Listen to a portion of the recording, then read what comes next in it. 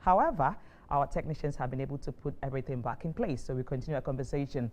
Remember, before the interruption came up, I mentioned that I saw a footage that I felt was going to set the tone for our conversation. So I'm going to link you to that footage so that we follow our conversation through from it. Let's link to it now. Bitter truth. If you really love your children, get a business, not a job. Because when you die, your children cannot inherit your job, but they can definitely inherit your business. In fact, if you die at a job, your boss will replace you before even your burial. If your family lives in a company house, they will be kicked out before they can say anything. So when you close from work today, don't go and watch television. Go home and think of a business idea. Thank you very much. So when you get home, some of you are home already, just think of a business idea. Because if you say, oh, I have a job, a good paying one, if you leave tonight, you'll be replaced even before your burial, according to what he said. And that is the reality of life. But if you have a business that you do, you have something that you leave behind for your children and your loved ones and so many people even after you. So that is why we have Leah here, who's going to help us to understand what it means to catalyze businesses, for growth. We always hear about SMEs. She's going to let us know what SMEs actually mean and what roles they play in a country and even across a continent and the world. All right, so Leah, you're welcome once again. Thank you so much. Thank you for having me. All right, so we would like to have our client, let's say our audience, to understand a bit about, SMEs. Let's start it from the scratch so people understand. We know SMEs, okay, small and medium scale enterprises. Yeah. What is this SMEs? So, like you said, small and medium enterprises, possibly 2 to 3 years old in business. We have different categories. For example, in the entrepreneurship ecosystem, we have what we call startups. So startups, maybe you just have an idea, you're just starting out, maybe you're 6 months into it, less than a year into it. And then once we go further a bit, then you become like a growth stage company or a growth stage SME. So all of these are SMEs, but at different stages. So you could be at growth stage, you could be at startup stage. And what we are basically talking about is companies that are not yet at corporate level. For example, they are not your Vodafones, they are not your MTNs, but they are still doing business. It could be husband and wife business and they've employed maybe 3 to 4 people. It could be 2 people, but at least it's a registered business and it's a legal entity. So that's what we refer to when we call them SMEs. We also have a term that we say micro SMEs. So these are the very small businesses, like maybe somebody running a mobile money shop or somebody running a vegetable shop or a chop bar. That could be a micro SME. Oh, okay. Yes. Nice. So now that we have an understanding of what SME is, Yeah. let's let our audience know who exactly is speaking to them. From the description we gave to them, Yes. we said that you're into catalyzing businesses, Growth Africa, Kenya, Ghana Expo, Yes. we said that, but we would like you to really tell us presently what exactly you're doing. Okay. All right. So my name is Leah Nduati. I have been in Ghana for over 10 years. Oh, wow. Yes, So have you learned to speak any of your languages? I'm learning. You're I'm learning. Yes. Kakra, kakra. Oh, yeah, that's good. Yes, yes. And what about our food? I love the food. You love the food? Yeah, in fact, when I first came, I added like 10 kgs just from eating the jollof, the fried plantain. Amazing. Yeah, so it's really amazing. And I was just speaking today at some conference, and I was telling them that in Ghana or in West Africa, we feel more African. Like as a Kenyan, I feel more African here because, the traditions are there, the customs are still there, the dressing is still there. So this is home for me. So as much as we say that we're from different countries, it's still home. It's still home, yeah. Ultimately, we're Africans. Nice. Yes, so tell us what exactly what you're doing. Okay, so I started off with the Kenya Trade Expo in Ghana, and that was to promote business between Kenya and Ghana.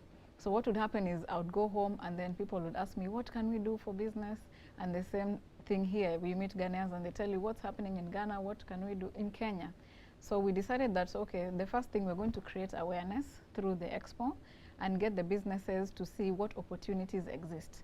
Because you Awesome. would see that most of them, maybe they want to do business with the UK, they want to export outside Africa. Some of them don't know that maybe some of the products they're buying from Europe can be found in Africa. Okay. So that's what birthed the Kenya Trade Expo.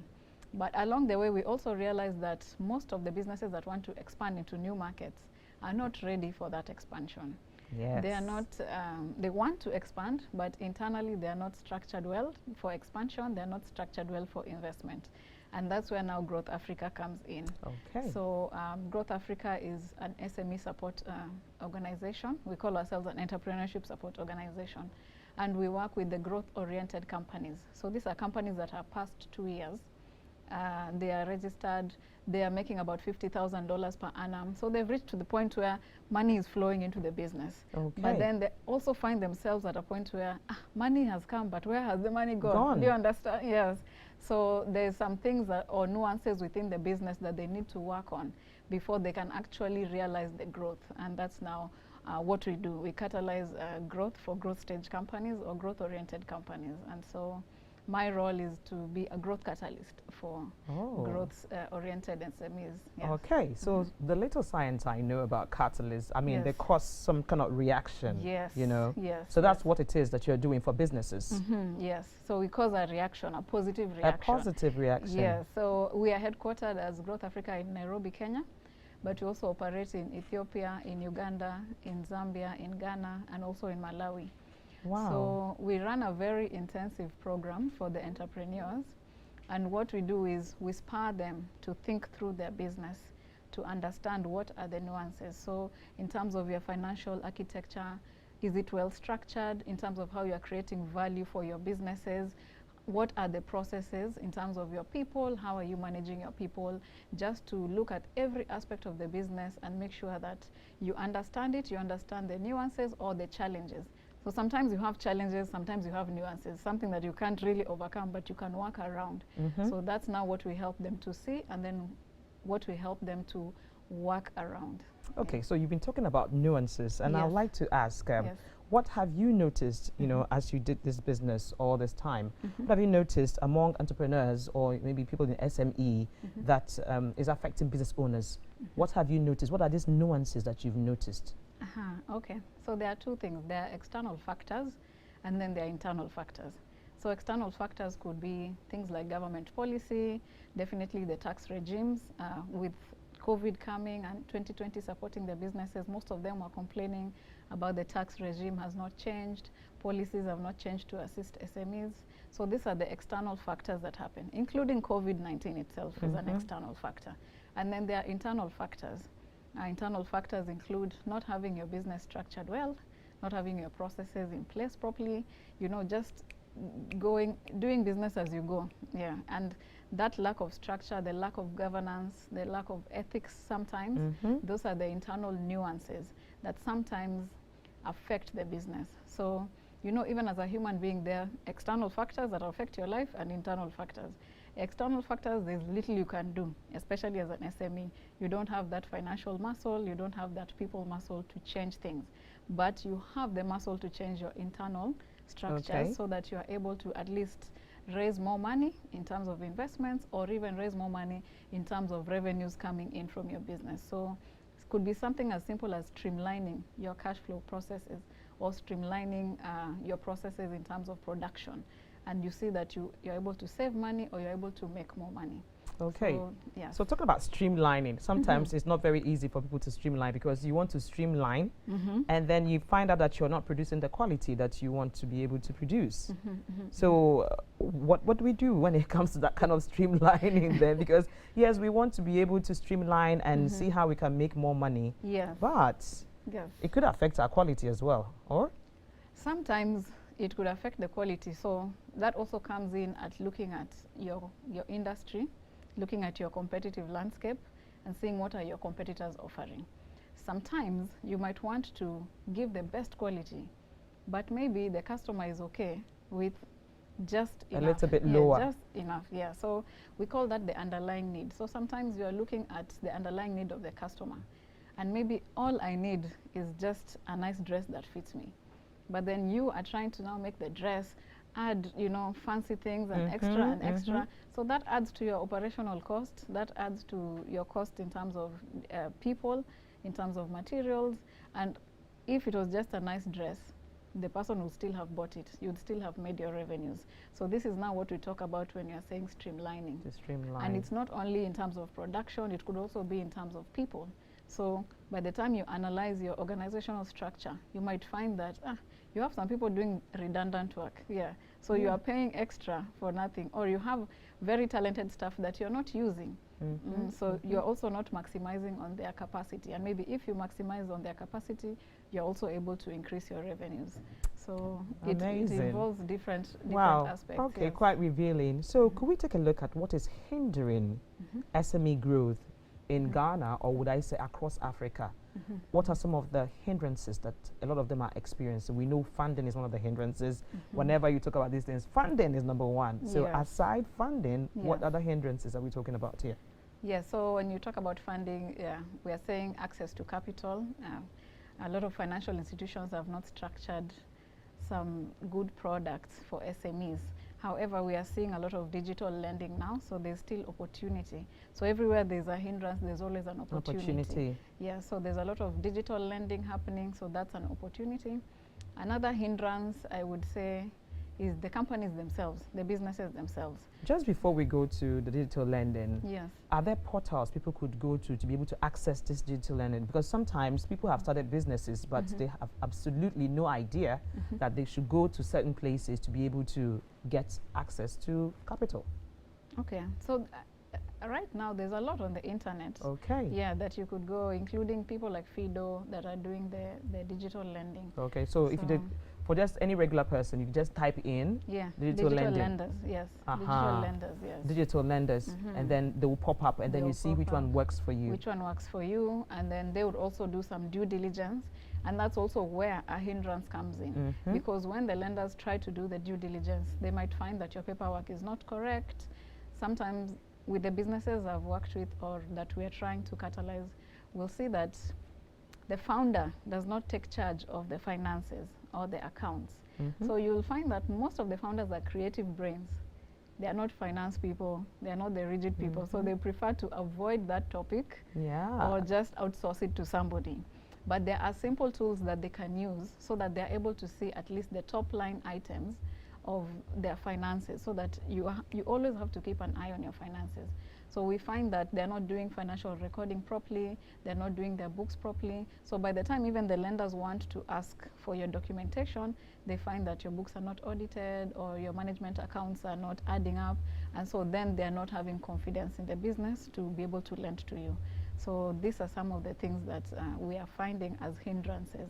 Yes, then we also have another angle, which is the gender angle. Okay. So there's a lot of funding coming through, let's say, to businesses, and this is a conversation across the entrepreneurship support ecosystem, that most of the funding is going to the male-led businesses more than the female-led businesses. So let's say it louder, you know.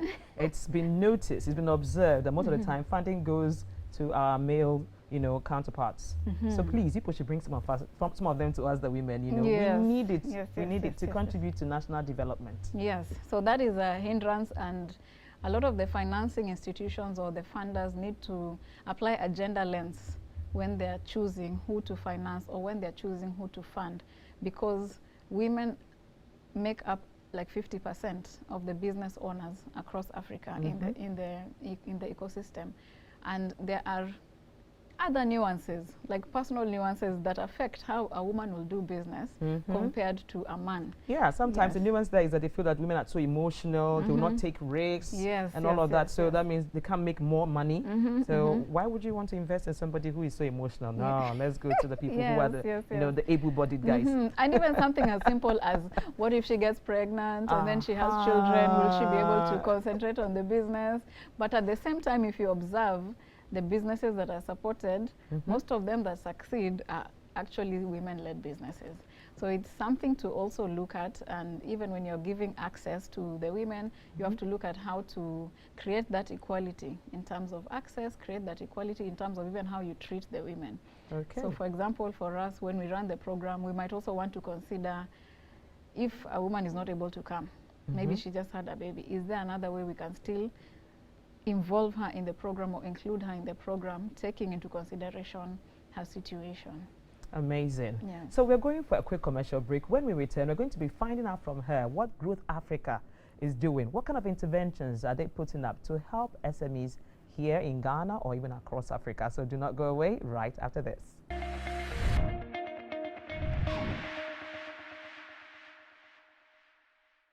And you are welcome back to the show. Before we went on the break, I said I was going to ask Leah to let us know what kind of interventions her team is engineering to help or to support SMEs, you know, in Africa. And I'd like to read some comments from our viewers before time runs out. I'll just take a few of them. And the first one is from Ajuba Amwakweku. She says, your guest is lively and is really communicating.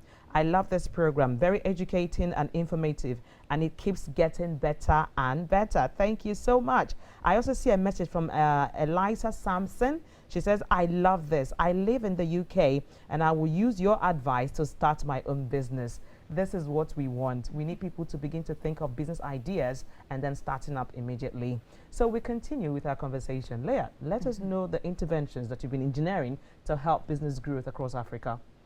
Oh, thanks. So first we do connectivity. Okay. So we run our program, I mentioned, in the 6 African countries. And because of COVID in 2020, we had to run the program online.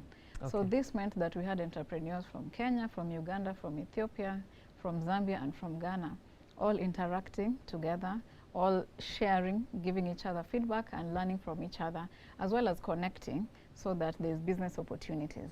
And then the second thing we do is we have a strengthening and empowering program, which is our flagship accelerator program. It's called the Growth Africa Accelerator. Oh. Yes, and so through the accelerator, we take the businesses through a very intensive program where the entrepreneurs have to look at their business and see, okay, how is my business model structured at this moment? How is my financial model? What value process do I have? How am I creating value for my customer? Who is my customer? All the way to what does my customer like? Not to cut you, I think I came across those footage, those pictures. Yes. You know, while we're researching you. Could you put up the pictures so that we see that they're actually putting the words into practice when they say they organize entrepreneurship? Aha, good. Yes, yes. So that's it. So you were looking into their books right here? No. So we're taking them through our framework. Okay. So these are frameworks that we use when we're looking at the different aspects of the business. So for example, here we were looking at the customers. And so we have to go down all the way to thinking through how does the customer think before they even decide to buy. For example, I heard you mentioning Chana Foods, Chana Shito. Yes, Chana Shito. So how does the customer think from the point where they realize, wait a minute, I think I need to buy Shito. By the time they think they need to buy Shito, to the point where they're going to buy Shito and actually maybe choose Chana. What have they been thinking through? And so through going through that process, then you now come up with interventions and say, okay, at this point, they will go to the internet and start searching for Shitos in Ghana. So how do I make sure that they will see Chana first? Okay. Or at this point, they will go to this supermarket. So how do I make sure that Chana is first in their thought process? So that's what we do. We take them through the accelerator program. And like I said, we catalyze. So we don't go through their books. We don't go through the program for them. They go through the program with our guidance and with our support. So it's also very important for the entrepreneur to be very committed to the program. What we realized is we don't work with businesses that are too young. So these are people who are already in business 2 to 3 years. They already have a team in place. They're already making revenues. But what happens is they get caught up in the day-to-day. So they find themselves in an operational state of mind instead of the strategic state of mind. So our work is now to pull that entrepreneur out of their day-to-day rat race and now bring them to thinking through now how the business is running, how do we see it in the next 5 years. Okay. So by the time we finish the program, then they have a growth plan, a very clear growth plan of how they're now going to take the business step by step in the next 5 years. And that also enables them to have conversations with investors, which we also do connect them to investors. We're also creating an internal fund where we are able to fund some of them when they go through the program, and then they have a clear clear strategy for growth, and also it looks investable to us. So we are also able to invest in them. So when, I just want to get this, when you're organizing the program, how do people know this is you, this is your program? What do they need to see? Yeah, what do you say to them? How do they know that you're having the program that is going to help, you know, or that is going to catalyze their business? What is the theme or the title of this program, so they look out for it?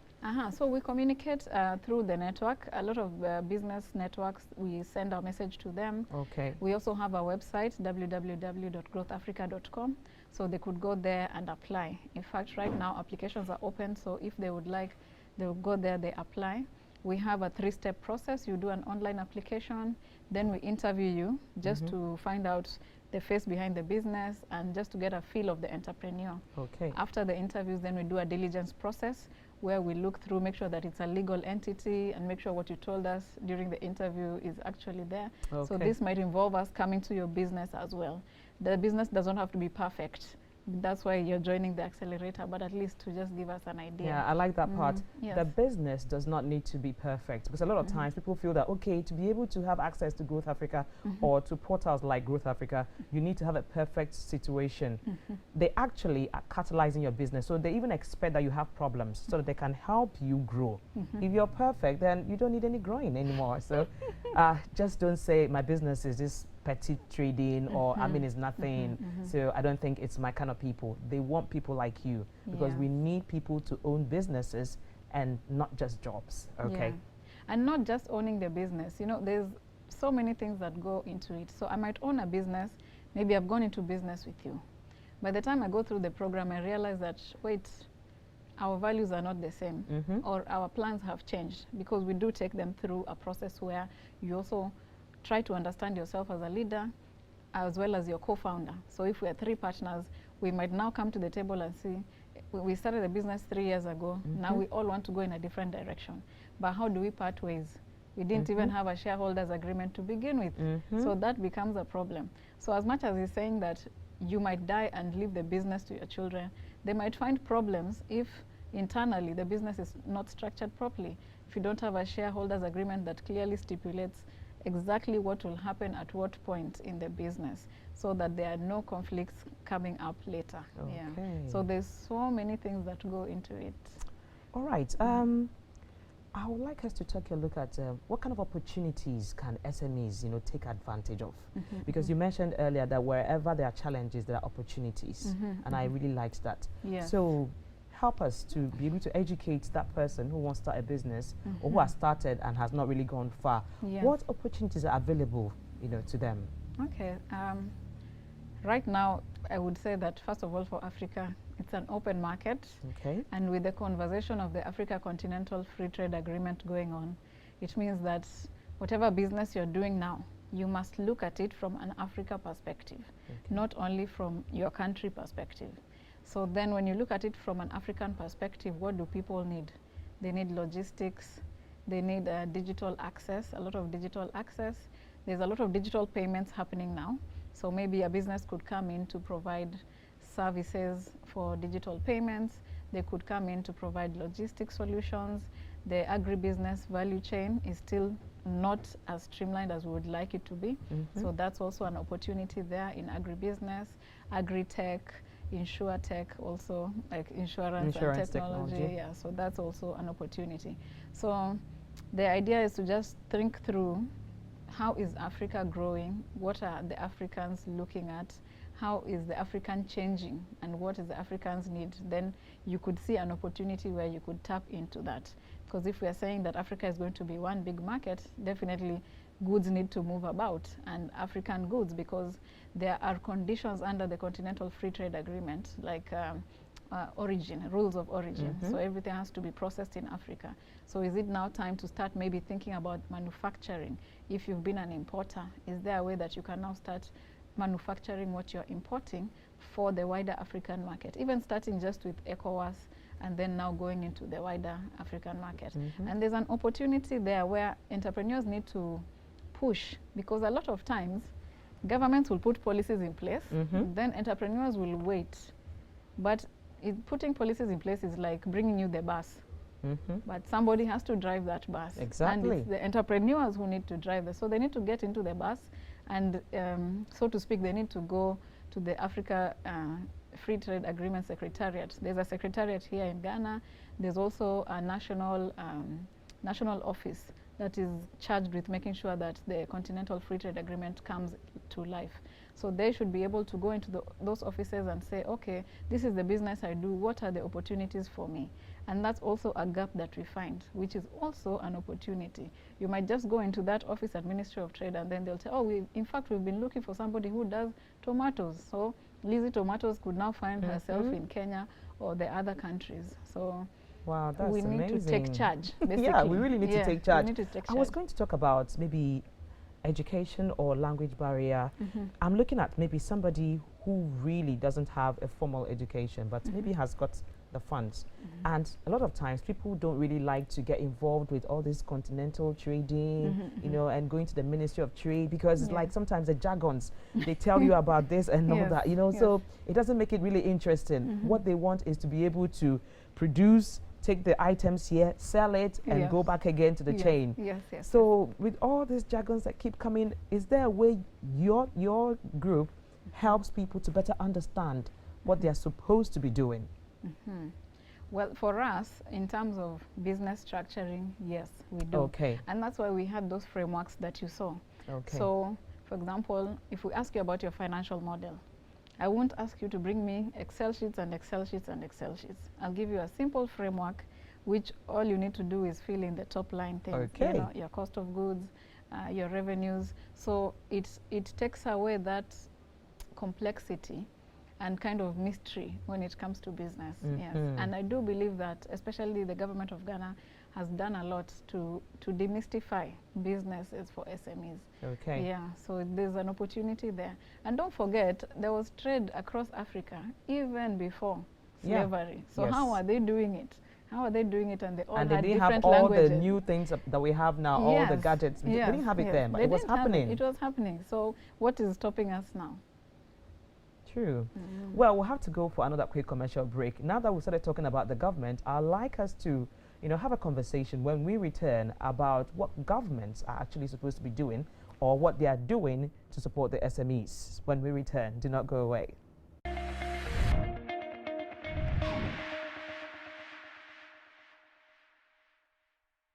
And you're welcome back to the show. I want to go to the comments on Facebook. I'm seeing a comment from Belinda Brobe Eduduya. She says, wow, I'm enjoying this program. Very, very educating. Fatima Ali Mohammed says, SMEs are the future, and with the AFCFTA, they are the ones who have a greater opportunity. Well done, Leah.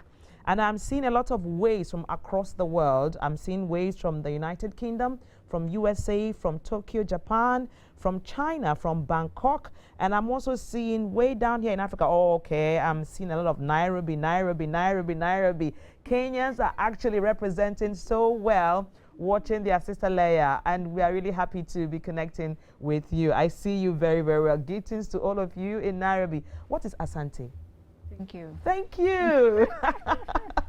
All right. I also see a lot of ways from across Ghana, from Kumasi. I see also from Swedro. I see from Accra. I see from Tamale. I see from the Volta region. I see from Axim. I see from Takrade. And I also see from Laura. And I see from Lubatota in the Volta region. Wow. Okay, thank you all so much for connecting with us. So before we went on the break, we were going to talk about what role governments actually play when it comes to supporting SMEs. Let's take a look at it. And if you are a government official who is watching right now, well, we are coming to your doorstep. So if you're not doing what you're supposed to be doing, we need you to, make a U-turn and begin to do it for us, because we keep saying we don't want to be reliant on the West. We want to be self-reliant. Africa can rise. Africa is rising. Africa can do it all. A lot of issues keep coming up, and people feel that because Africa is not self-reliant, that's how come the West can always come to us and give us rules, and we have no choice but to go with it. Because if we do not go by their rules, they will just withdraw the grants, they will withdraw the loans, and all the aids they give to us, and then we find ourselves, lacking. But if we become self-reliant, if government supports the SMEs, we definitely will be on a good road to recovery. So let's take a look at what the government is supposed to be doing or is doing. Okay. So I would say that for now, you know, according to the World Bank, 90% of businesses are SMEs. And then 50% of employment is brought about by these SMEs. Okay. At the same time, 40% of GDPs, especially in our growing economies, are contributed to by SMEs. So definitely, governments, I think, have woken up to these statistics and have seen that SMEs are actually the key driver for creating employment and also for increasing GDP. So if we look at Ghana, we have the Ghana Enterprise Agency that was recently launched with a $145 million grant for businesses. We also saw how the same agency, when it was NBSSI, contributed a lot to businesses when they went through the COVID crisis. So I would say that in terms of governments doing what they need to do, they are on the right track. We can't expect them to be perfect. I mean, even with the Continental Free Trade Agreement, the AFCFTA, it was the fastest signing that we have seen for any union in terms of free trade agreement or free trade area.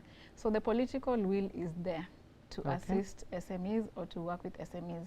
I think what they can do more is get into dialogue, get some more insights, because sometimes these policies or support mechanisms are made up at a high level. So they need to go down, understand the SMEs, understand the nuances, the market woman, what is she going through? She goes to a microfinance or a micro lender to borrow. So then how do you support this micro lender so that they can support the market woman or the trader? So it's a matter of also going down to the ground and understanding. But I would say that on the government level, they're trying their best. Now the businesses should also be able to come together through their business organizations, I mean small business bodies, and have a collective voice, and maybe also come to the table and say, okay, you've done this for us, you've done that for us, including government bodies like GEPA. They're also supporting a lot of entrepreneurs to export.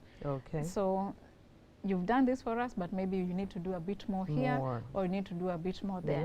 So there needs to be that dialogue. I feel that the dialogue is missing. It's not really happening. The dialogue is missing. So they are setting up structures for the SMEs. The SMEs are also sitting to get the perfect solution. But even if the solution is not perfect, how do we now come to meet at a middle point where everybody can be happy, especially when it comes to issues like taxes, which SMEs really cry about. So I feel more dialogue, more insights, and government just being open to listening to SMEs, and SMEs being bold enough to also bring their points across to government, and making sure that whatever is in place, you are using it. Whatever instruments have been put in place, maximize them as you continue to have dialogue with government to try and get more. Wow, amazing. Wow, interestingly, I just look at the timepiece and I see that we've got a very little time remaining, just like some 5 minutes, but I would like us to look at what do you think that the future looks like for the SMEs? I mean, let's end with that, because I mentioned the fact that government needs to be playing a role, and even our international development partners are also doing what they can do. But that is where we have a challenge. A lot of times when they bring it, we believe that nothing is for free. So they've helped us on this hand, and the other side, well, they'll still want to collect back something from us. So I didn't want to delve in so much there, because I know that Africans will say, hey, don't even go there. We want our governments to work. Let's not look at the international people who usually help us. We know that they always help, and thank you so much for all the help you've been giving. But let's take a look at what the future looks like for the SMEs. It's actually interesting you mentioned the international funders, because at Growth Africa, we also do have a strong support system from development partners who would like us to see businesses growing. And our bottom line is basically to make sure the businesses increase their revenues, and also they increase employment opportunities, so that we retain our brain power within Africa.